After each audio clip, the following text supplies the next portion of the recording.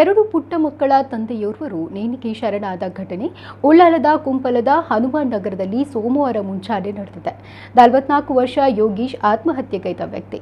Centring ಕೆಲಸ ಮಾಡುತ್ತಿದ್ದ ಯೋಗೀಶ್ ಇಂದು ಬೆಳಗ್ಗೆ ತಮ್ಮ ಮನೆಗೆ ತಾಗಿಕೊಂಡಿರುವ ಶೌಚಾಲಯದಲ್ಲಿ ನೇಣಿಗೆ ಶರಣಾಗಿದ್ದಾರೆ. ಯೋಗೀಶ್ ಸ್ವಸಹಾಯ ಗುಂಪೊಂದರ ಸದಸ್ಯರಾಗಿದ್ದು, ಸಂಘದ 40,000 ರೂಪಾಯಿಗಳನ್ನು ಬ್ಯಾಂಕಿಗೆ ಕಟ್ಟದೆ ಖರ್ಚು ಮಾಡಿದ್ದರು ಎನ್ನಲಾಗಿದೆ. ಈ ಬಗ್ಗೆ ಸಂಘದ ಉಳಿದ ಸದಸ್ಯರು ಭಾನುವಾರ ಬೆಳಗ್ಗೆ ಮತ್ತು ಸಂಜೆ ಯೋಗೀಶ್ ಅವರ ಮನೆಗೆ ತೆರಳಿ ಹಣ ಕಟ್ಟುವಂತೆ ಪೀಡನೆ ಮಾಡಿದ್ದರು ಎಂದು ಆರೋಪ ಕೇಳಿಬಂದಿದೆ. ಇದೇ ಅವಮಾನದಲ್ಲಿ ಯೋಗೀಶ್ ಆತ್ಮಹತ್ಯೆಗೈದಿರುವುದಾಗಿ ಹೇಳಲಾಗಿದೆ.